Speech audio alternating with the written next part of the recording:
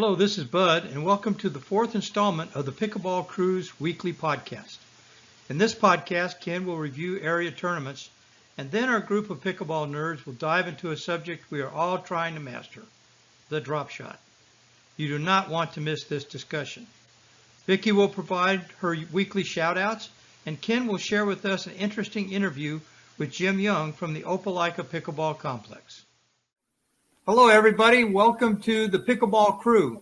This is our fourth installment of our podcast, and we hope you all really enjoy it. We've got some good stuff today to share with everyone.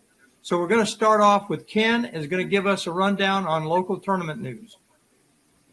Thanks, Bud. Here we go. So the first tournament coming up on a slate for both local and kind of regional tournaments is the Gulf Coast Paddle Battle. This is a brand new tournament to the area. It's going to be at Pelican Park. It's men's doubles, women's doubles in the morning, mixed doubles in the afternoon. It's a one-day tournament. So I just spoke with Michaela. Michaela is Gulf Coast Pickleball. And I asked her, hey, what's the status? Because I know people have been signing up. I think there's over 88 people signed up for the tournament, and I just got a text back from her that they're actually about halfway full at this point. And she even said certain divisions have filled up. But she says if other divisions don't get full when she are not full when she gets to that point, she's going to actually expand the divisions that are there's a waiting list for. So if you try a division and it's full, she says, email golfcoastpickle@gmail.com. That's golf, G-U-L-F, coast, C-O-A-S-T, pickle@gmail.com. Include your name, your partner's name, your desired division, phone number for each of the players. Also, this is big. There are the first place teams from each division will be entered into a raffle. And if your division is pulled, the winning team will, the players will get a brand new set of Diadem Warrior Edge paddles. So they're giving away 6 paddles. So two to the men's, 2 to women's, I think, and 2 to mix. So this is exciting. This is a first-time tournament. It looks like she's really going all out with it. So we're really excited about that. And again, let's see, you can go to gulfcoastpb.com to register. And if your division is full, email her at gulfcoastpickle@gmail.com. It's $30 per player per event. So that's exciting. And that will be, the tournament is Sunday, June 25th. July 29th, it's a Saturday. There's a Daphne doubles tournament. It's $30 per person. Registration will end July 24th. It's at Lot Park. You can go to daphnerecreation.com and sign up for that one. Let's see. The Big Easy tournament, August 4th through 6th at the New Orleans Hilton. I've got word that registration is full on that one. That's always an exciting tournament, and it really filled up pretty quickly this year. August 23rd through 27th in Foley, Alabama at the Event Center in Foley is the Gastric Cancer Foundation charity tournament. And you can go to pickleballbrackets.com and sign up for that one. That's always a good indoor tournament. It's that Event Center has somewhere around 14, 16 courts, and it's a great surface to play on. So that's always a fun time. Also, let's see. Also, September 7th through 10th at Opelika, Alabama, there's the Paddles at the Plex. They have a spring Paddles at the Plex, and this is their fall version of the Paddles at the Plex. Registration opens June 18th for that one, and that usually fills up pretty quickly. Let's see. October 7th, 8th is the Pickled Pink at Pelican Park, and the same weekend, unfortunately, that they're both the same weekend as the St. Francisville tournament. Both of these tournaments are fun events, a nice outdoor venue on permanent courts. I think St. Francisville will use both permanent and pickleball courts and some tennis courts with temporary nets. But both locations put on a great event. So I would encourage you to sign up for one or the other and participate. And October 14th, 15th is the Vicksburg, Mississippi tournament. 50 teams per day maximum, round robin. There's men's, women's, and mixed doubles. And again, the Hollow Wheel, that is October 27th through 29th in Baton Rouge. It's at Breck's Highland Park Tennis Center. I just got word from Cindy Morris that there's over 300 registered and 350 are the max. She said within the next couple of weeks, they'll probably close registration. So I know that's all the way in October, but that is a popular tournament. It's a great weekend, a great fundraiser for a great cause. If you haven't signed up, don't wait because you don't have much time. And then the first weekend in November, we have the Louisiana Senior Games at Greenwood in Baker. This is not a qualifying year, but it's always a great event to participate in. And the same weekend, Canebrake Country Club in Hattiesburg has just built 12 outdoor dedicated pickleball courts. And they're going to allow 300 players max to participate and that's in Hattiesburg, Mississippi. It's a first-time tournament. It's a beautiful venue. So I'd encourage anyone in the Mississippi area or eastern Louisiana to also look at that one as a possibility. So that's all for our tournament updates. So back to you, Bud. All right, Ken, thanks for the update. Okay, it's time to talk about Jeff's burr under his saddle. So, Jeff, take it away. Tell us what's bugging you today. But let me get my paddle out for this one, y'all. Let me get my paddle out. Get ready here. This week, my burr under my saddle is when the ball gets elevated and people turn their back on it, or they just feel like the point's over. That just puts a burr in my saddle. How can you ever make a great defensive play if you don't play through the point until it's over? And a lot of times it might be over, but I know for sure it's over if you do this when the ball gets elevated. Now look, I get it. If you're a little old lady and there's a big guy over there that's hit the ball, but big guys, don't turn your back. Ladies that are good players, don't turn your back. It's a pickleball. It's not a grenade. You might get a pickleball tattoo, but it's not a grenade. It's not gonna blow your arm off. Get ready. Get ready. Let's make a play, people. I'm sorry. That's the burr in my saddle this week.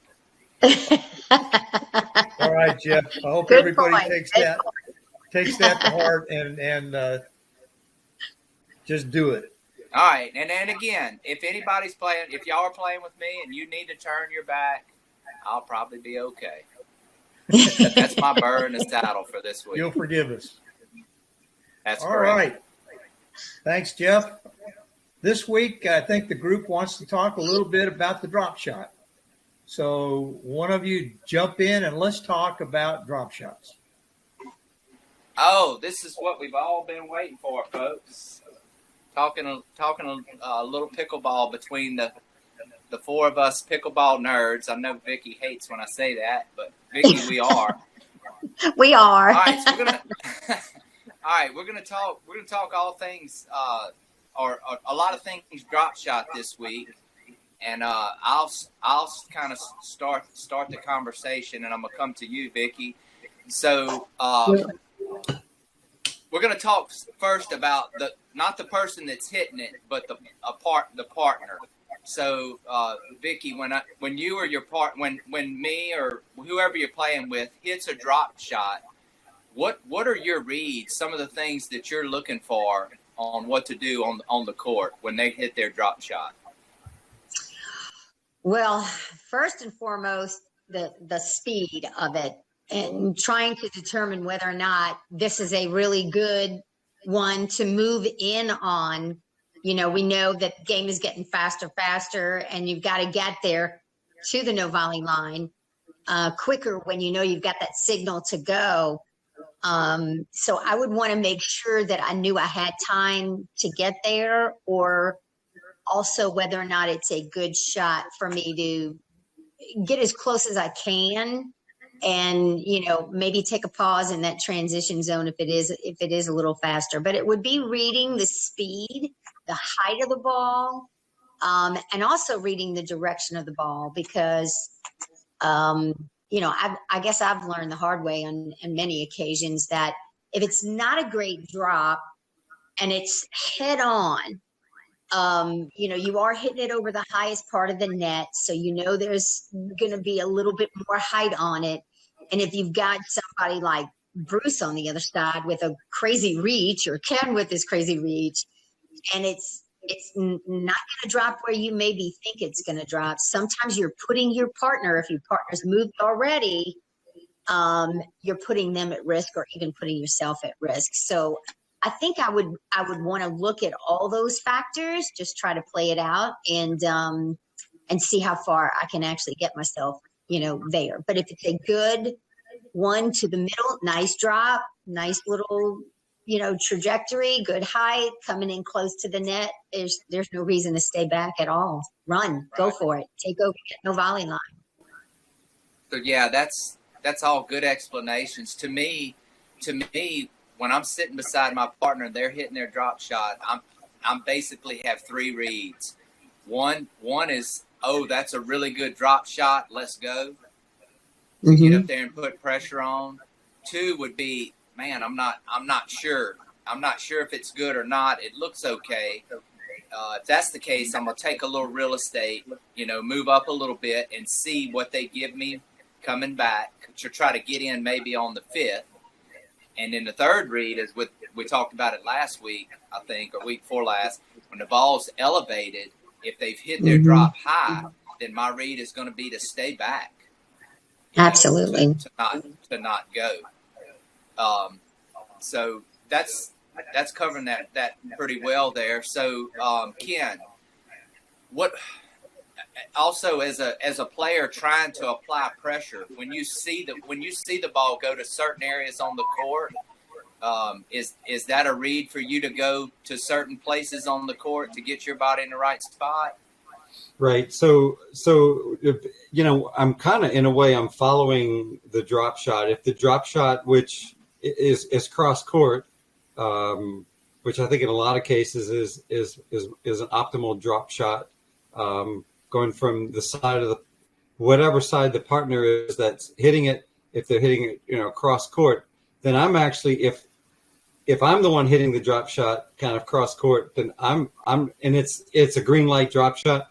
I'm moving in, but I'm not moving straight in. I'm actually moving in toward the tee, right? And hopefully my partner's moving in to cover down the line. So we're kind of closing in, and we're putting a little pressure on them that way. Not only are we gaining real estate and getting to the no volley zone, but we're covering the high percentage returns if they're able to get a paddle on it. And then if they're able to make an incredible cross court dink back of that drop shot, well, you know, I'm going to try to move in to get it, but we're playing the percentages. I'm just not moving forward. I'm moving in the direction of the ball as well. So, right. Yeah, I think what happens to us sometimes is people tend to think I'm always moving straight forward in lower levels, but if you get that ball to one corner or the other, I like to call it the coffin corner.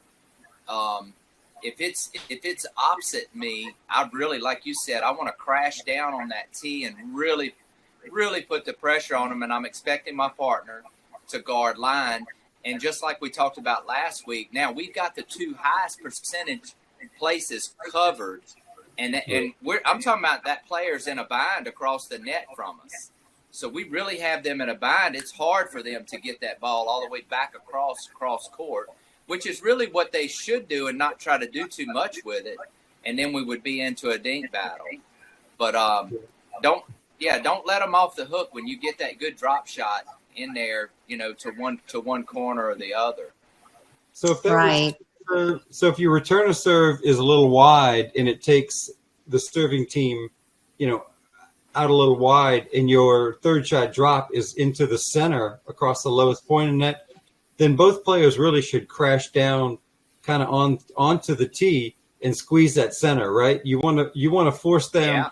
They're going to hit back to the center that you're both not on the tee, but you've kind of tightened up that area down the center, and you're forcing them to go to a riskier shot, which would be, directed back out, either to one side or the other, in my opinion. Yeah. And Ken, you bring up, that's a really good point, because just like on the baseball diamond, they always talk about having your best athletes up the middle of the field: catcher, pitcher, shortstop, second baseman, and your center fielder. That's where some of your better athletes are going to be at, the strength of your team. In pickleball, if you're strong up the middle and you protect the middle as much as possible, now you're making them go toward the side. If they're like, man, they're tough in that middle, they're closing that middle down, now you're making them play balls to the outside, and you're bringing the sidelines in. So that's one place that you don't want your defense to be weak. You want it to be as strong as ever, even if you give up some other stuff on the outside over time. And look, we always talk about pickleball percentages. Yeah. You got to think over 1,000 points of playing a tough defense up the middle, you're going to score more than if your defense is weak up the middle. So that's a really good point you make there. No doubt. Yeah, you can't cover the Vicki entire was court. gone. Go ahead, bud. I'm sorry. While Vicki was gone, Julie led us, and one of the things we came up with, we played a little game, and the game was we had 3 teams of 2. So when you hit an unforced error 3 times, you had to go out.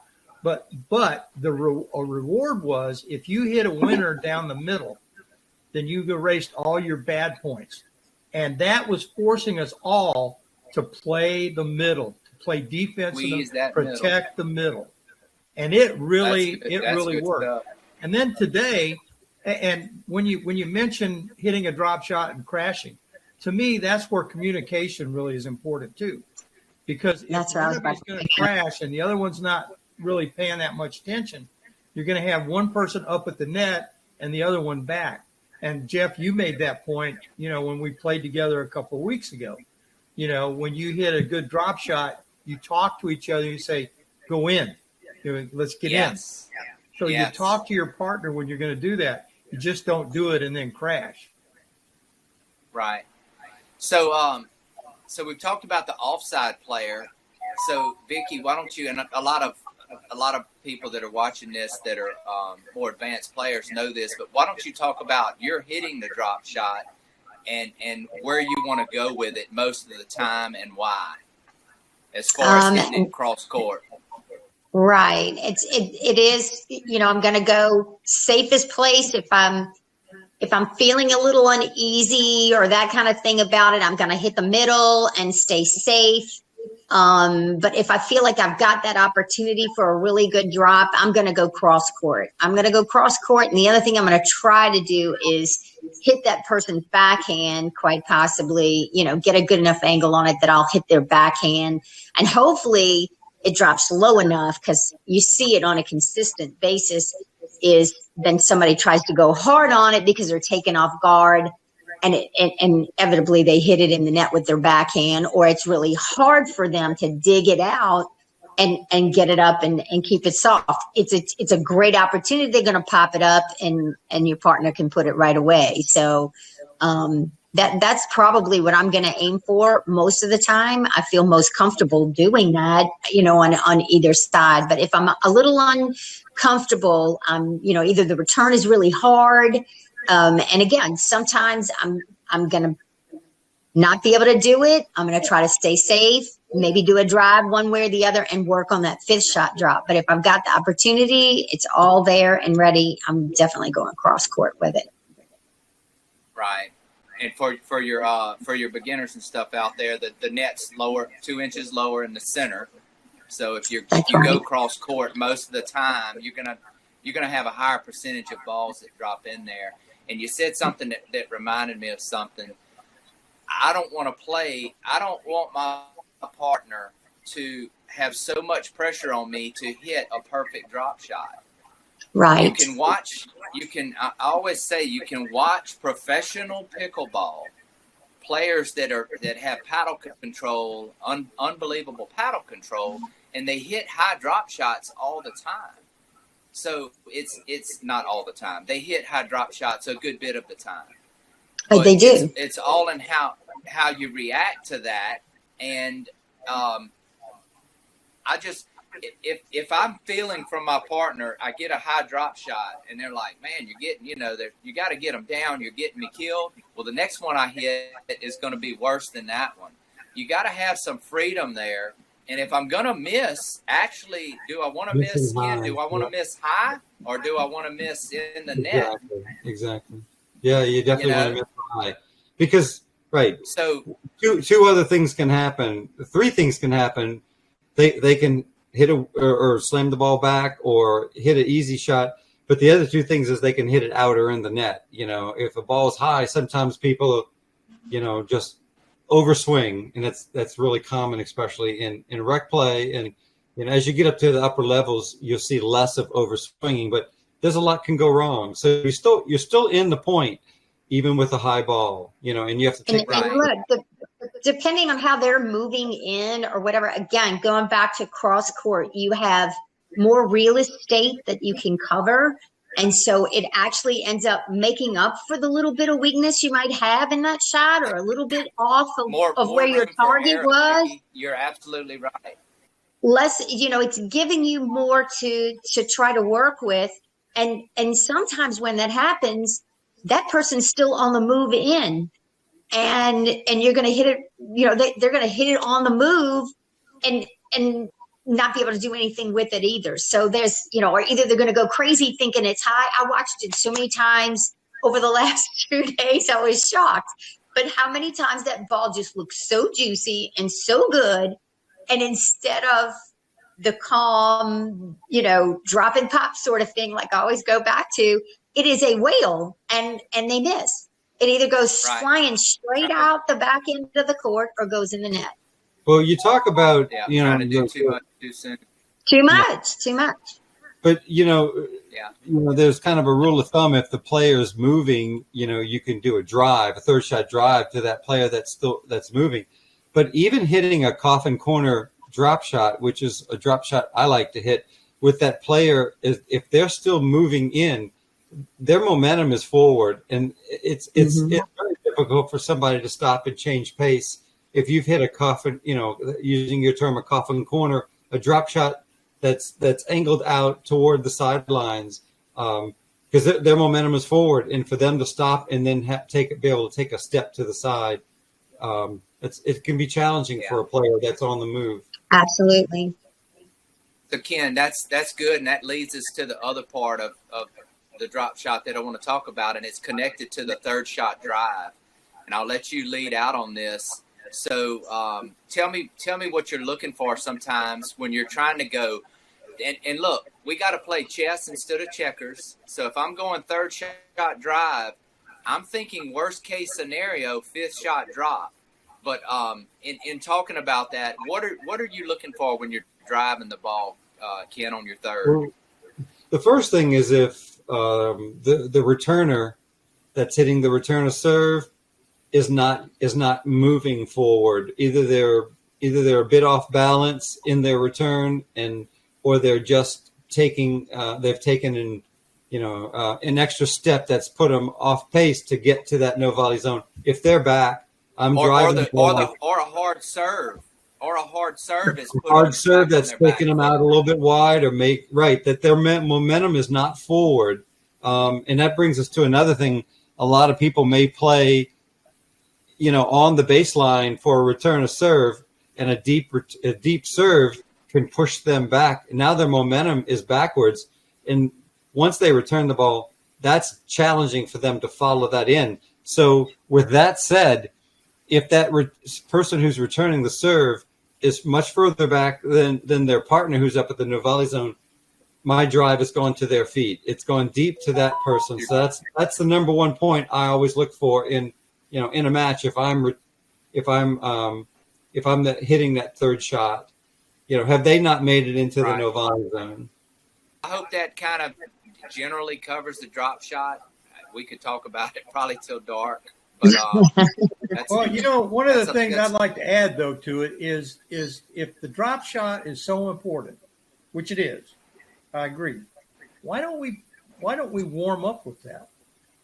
We go out on the court and we dink for a couple minutes. We might go back and hit some ground strokes from the baseline, but most people don't bother to try to warm up and get their range, for the drop shot.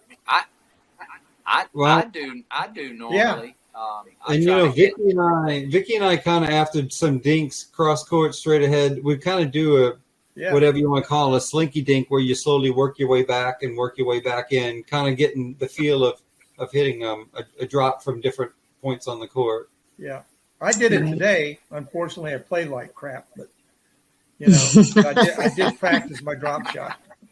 I didn't hit it. That's something that in our classes we talk about all the time, and we tell people in our classes how you're going to come out here and you're going to see people warm up with dinks only.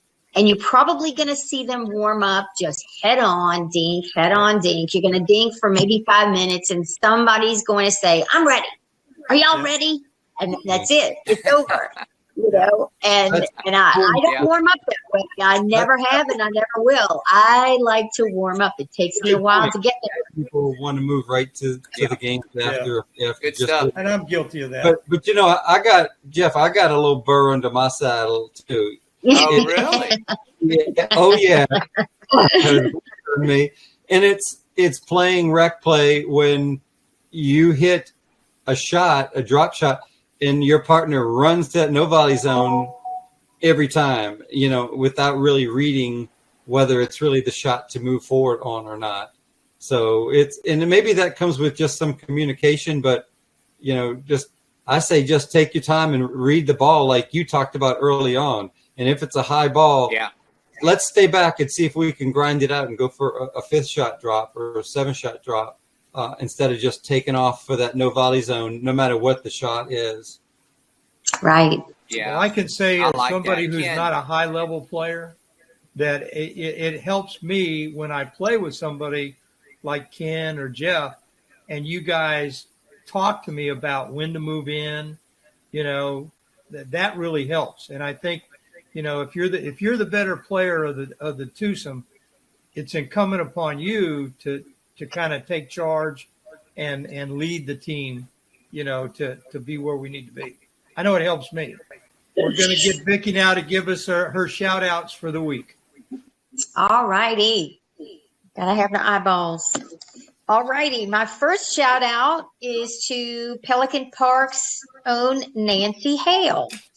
Nancy Hale has been recovering from her knee surgery and been sitting on the sidelines, but she certainly has not been sitting still. She's an artist and an unbelievable photographer, and she's actually had some published photos, and she's just done great. Well, she now has her photograph on the cover of Edge of the Lake magazine. It's the June-July 2023 issue. She took the pictures for the cover story on the kite people. And so congratulations to Nancy Hale. We are all proud of you. My second shout out is to all those people who are in Opelika at the moment who are participating in the Atlantic South Diamond Regionals tournament right now. This is a qualifier, and so the competition is really, really good. It's more heightened than I've ever seen it. And so we just wanted to let you guys know that we're thinking about you and we're following you, and best wishes over there. Play hard, represent. And my third shout out is speaking of Atlantic South Diamond Regionals in Opelika, to my hubby, Ken, who won gold in singles. And I'm very proud of him. He worked hard at it and had a good tournament. And qualified for nationals. And he brought home some hardware. Congratulations, There you go. hon. Way to go, He Ken. did great. Yeah, good Yeah. job. Good Ken. job. Thanks. That was, I don't play a lot of singles, and after my first match, I lost to somebody's very good, 15-12, and it was like, geez, we better fire up the vehicle and start packing up things. It's a short day. But then with each match after that, I think I just got a little momentum, got a little confidence, and things just kind of started to fall my way, and it became real exciting. It was a lot of fun. So that's always fun. And I'll tell you Perseverance. Exactly. That's right. There's times That's right. I dig down and say, hey, I'm not, you know what? I'm not ready to go home. Let me just dig in here and see what I've got. And luckily things kind of fell in place for me. But if you haven't been to Opelika, Opelika is the home of 24 covered courts. Jim Young is the president of the Opelika Pickleball Club. The first set of courts opened in 2020, just before COVID hit, and it is a great facility. They have multiple tournaments there a year, and we've been fortunate enough to play in really the first three tournaments, 21, 22, and 23. And while we were there this time, we had the privilege. We took a few minutes of Jim's time, and he was very gracious to talk to us. And we had a little bit of an interview with him, and he kind of showed us around at the Opelika Sportsplex, a great facility. Hello, I'm Ken here at the Opelika Sportsplex and Aquatic Center.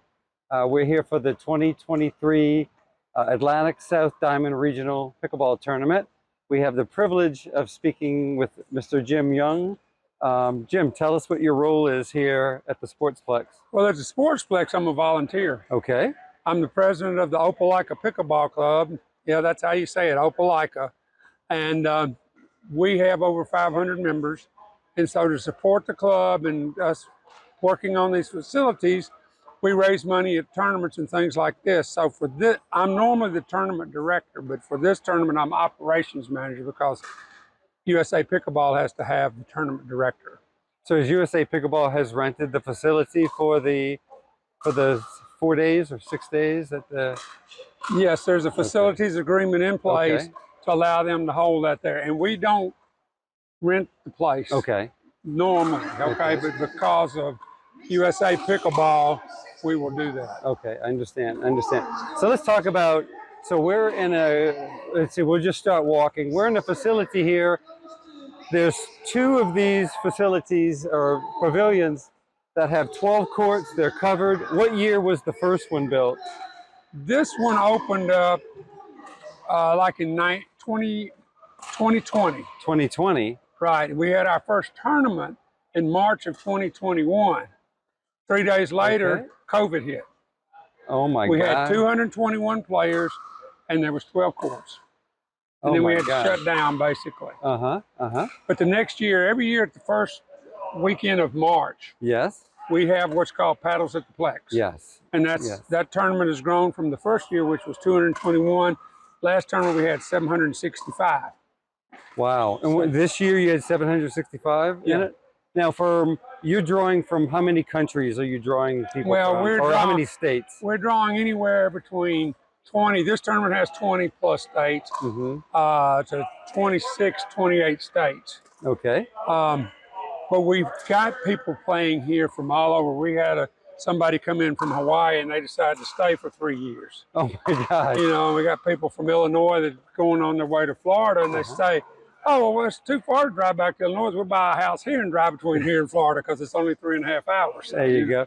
So was the vision to build the second pavilion in place before the first was, or because of the popularity, you said, hey, let's go ahead and build the second one? Vision was not in place. Vision was not in place. Okay. No, we were having a conversation with a gentleman that I had no clue who he was, but he was our first investor, our first sponsor.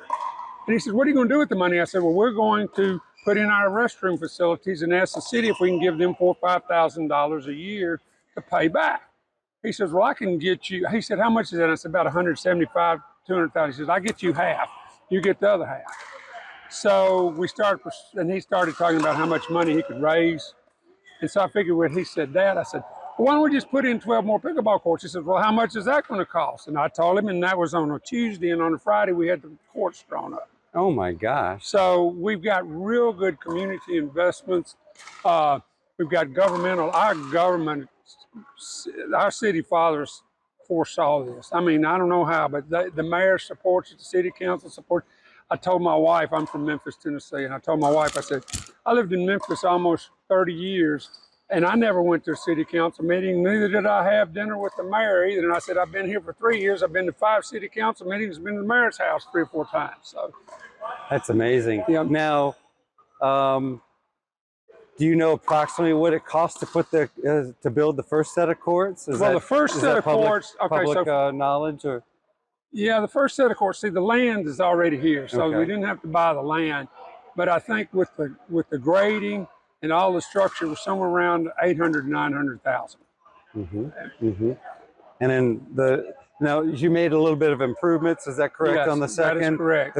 Is there a little more space? Yes. Inside each court, and a little different court surface. And a different court surface, and you upgraded the lighting. And we upgraded. Yes, we did. And so, approximately, what did that cost to build? I'm not 100% sure, but I think it was about $1.3 million to $1.5 million. Okay.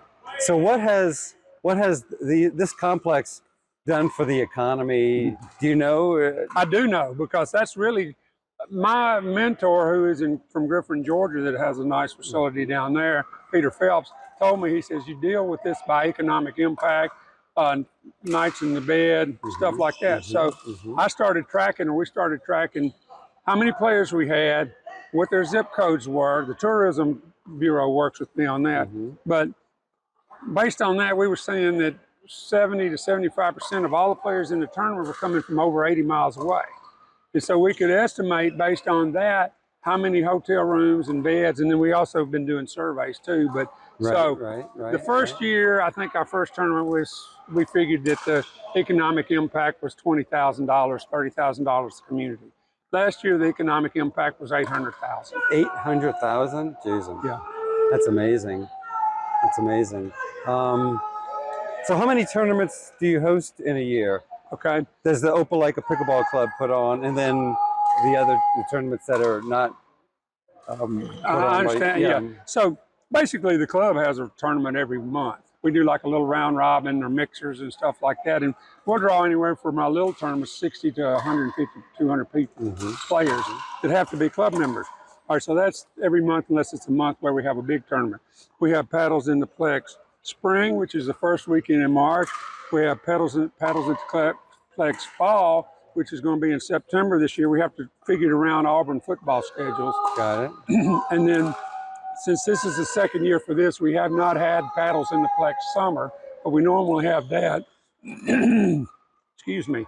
And we are now permanent hosts to the Alabama Senior Olympics. Really? Pickleball. Oh my gosh. So that's great. So at least four major tournaments a year. Okay. Plus all of the little stuff that we do, the little stuff.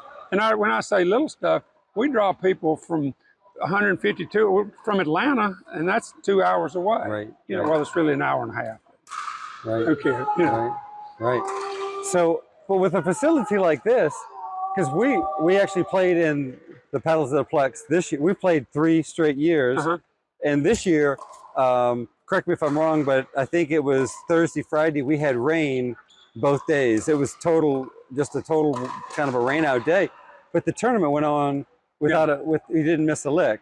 You know, you just had to rush between courts. I think you guys even moved the information desk and everything under the new pavilion. Well, yeah, we moved the tournament desk inside there, and then we have what's called a VAPTR, V-A-P-T-R, which picks up 90 to 95% of the water. So when everybody wasn't looking, we were up there cutting, scooping water up as quick as we can, because we didn't need those 4 courts, but that's where right now the water comes in. So we were keeping the water off the courts up there, but we have never had to slow a tournament down because of rain or inclement weather. And it probably, helps with the you don't have to surface the courts. You have to, because we're constantly replacing net straps, right? The Yeah. son wears them Yeah. every 2 weeks. Every 2 months, you're putting a new net strap in. So you may not have to resurface these courts for 15, 20 years. No, we've had them come in, and when they were building those courts, come in and patch some stuff like in the concrete and stuff like that. But really, we've only had one little patch in a court, and that was just because it was cosmetic. We wanted them to take care of it. But as far as the elements or anything, I mean, this is, your benches, your chairs, nothing's really going to rust. You're not having that issue that you have with the outdoor facility, Right. but this really is an outdoor facility with the covering. And I'm not playing a lot of tournaments, and I haven't used any sunscreen this week. I know. Now, I'm not going to talk about the glare because there is some glare, but I mean, yeah, there's a little glare on both the front, and then you got the glare from. When we built this building over here, that we noticed that during certain times of the year, the glare comes off of that. So we've evaluated and investigated what it's going to cost to block that glare, and that's on our project list for next year or within the next 2 years. Right now, the cost to do that is $51,000. Now the club will pay for that. Okay. Okay. We just put the sound system in here. That was $23,000. Club paid for that. We put a gutter system up just now. That's $21,000. And for the last 2 years, we've given the city $60,000 each year. So yeah, we're paying our restrooms back, not at $5,000 a whack. So, so is without getting too detailed in finance, was the city the major funder of the cost of this complex, and they're now reaping the benefits of? That is correct. At what point will the city, 5 years, 10 years, get their money back in and see a profit? Well, if you look at the economic impact, okay, and let's just say for round numbers that they did $2.5 million for everything, huh? For everything, let's just say. Now these additives that we put in here, the capital improvements, it belongs to the city, Right. but we're giving it to them. Okay. So if you take $800,000 for last year, and let's just say the year before was I think $400,000. So, and then if you start looking at how that is and compute it going forward, plus we're giving the city $120,000 so far, and all of these capital improvements, it's not going to take long. 3 to 5 years. I would. And that's not to even, correct me, the restaurant, the money that restaurants are making and paying taxes, the hotels are making and paying taxes. Well, it is because when I said the 800,000, okay, that's economic impact of the community, but that's local tax revenue. Now, what that percentage is, I think it's 9%. So if you take 9% of that, Right. it dwindles. It makes it grow a little bit longer, but still, they're getting their return on investment. Right. So, what would you to a city that is considering? I mean, obviously, this is a win-win for both the city and because you've got. Like we knew of Opelika because our son went to Auburn, and we used to come and hang out here 10 years ago, but we didn't know that this was such the pickleball capital of really the Southeast, the Gulf Coast area, maybe with the exception of Florida. I mean, you guys, this has put you guys on the map, right? And the way pickleball is just taking off. I mean, we had, I think, over maybe 50 to 100 teams on the wait list wanting to play. Yeah. So ask me, have I asked for 12 more courts? Yes, I have. So what is the future? Can you fit another 12 here? I don't know what it is. The Parks and Rec director, who's a good guy, and he's a pickleball player. That's a whole nother story. I can tell you that one. But Here, let's walk forward. He's going to retire in 2 years. Okay. And so he's not really wanting to put, this is a good way to go out, a good positive to go out. There you go. Here we go. Okay.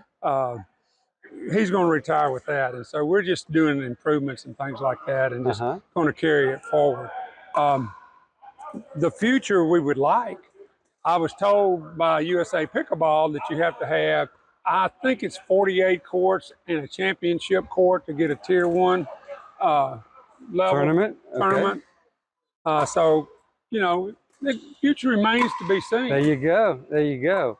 Well, I tell you what, we love it here. This is a great complex. You and your team just do a great job. We were just sitting over there waiting for the interview, hearing all the accolades and the praises. So, I mean, using that pickleball tournament software or similar software that you just get a text and when you're up, and everything runs really smooth. Well, I understand the pickleball tournaments came down here in March, 3 days before COVID. Melissa McCurley came here and taught us how to do it. And she said, well, I won't have to come back. And I said, oh, we can't do this. And we've done it ever since then. And what part of my job as an ambassador, USA Pickleball ambassador, is to help other towns, because that was your question, help other towns and other clubs get started. How do you do this? How do you reach out to the city fathers? So my recommendation to them is to call me. I'll be glad to talk to you, and I'm sure we can put a little thing down there. Sure. And then I'll also be glad to come visit and talk to the city council. So, gosh, well, I tell you what, we'd love to have you. We're at Pelican Park with 8 courts. They're talking about another 4, but that could be, if they could put 12, 16, 24 and have them covered like this.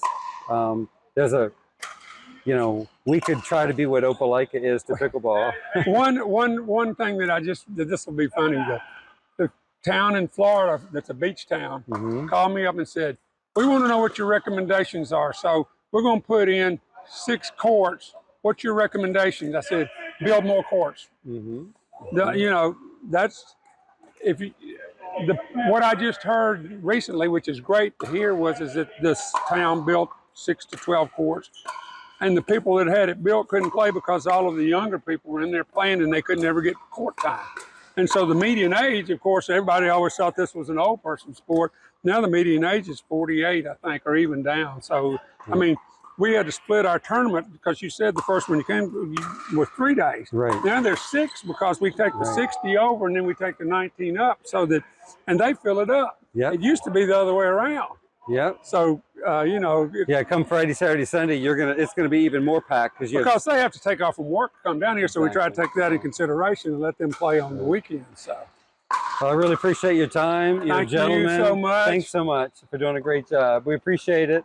From Opelika, Alabama, signing off. War Eagle. War Eagle. He was such a good sport and very entertaining, and gives us some really good information. He shared a lot with us, and he's one of the other things that just surprised me and amazed me is that he's very willing to help other areas that are trying to develop pickleball, similar to how Opelika did it. So he's got a lot of info to share and a lot of advice to give. All right, Ken, thanks for that great interview. That was really informative.